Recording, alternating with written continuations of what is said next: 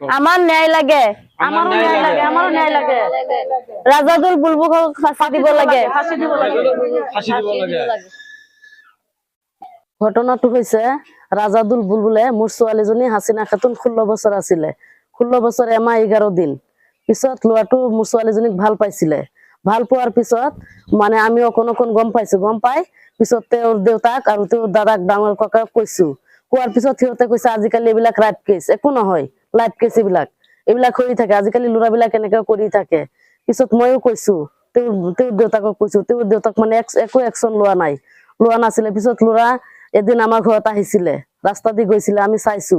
চাই পেলাই ল'ৰাটোক কৈছো তুমি ইফালে নাহিবা, এনেকুৱা নকৰিবা।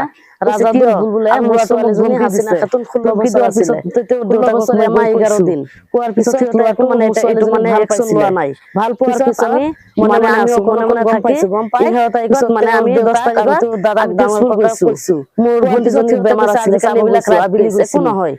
যোৱাৰ পিছত এইবিলাক কৰি থাকে। আজিকালি ল'ৰাবিলাক এনেকৈ মোৰ লগত ফোন কৰিছে। পিছত ময়ো কৈছো, কথা চথা পাতিছো ভালে।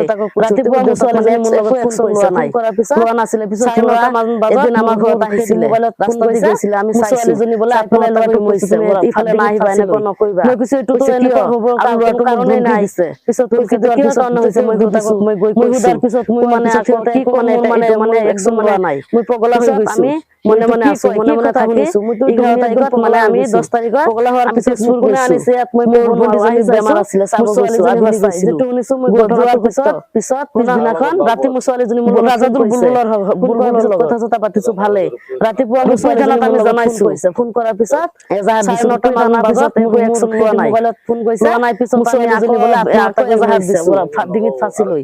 মই কৈছো এইটোতো এনেকুৱা হ'ব কোনো কাৰণেই নাই। পিছত জনাইছো কিহৰ কাৰণে হৈছে মই সুধিছো। ল'ৰাটো কালি শুনা পাইছো আমি কি কম, মোৰ মানে মই একদম মানে এতিয়া আমাৰ ন্যায় লাগে গৈছো।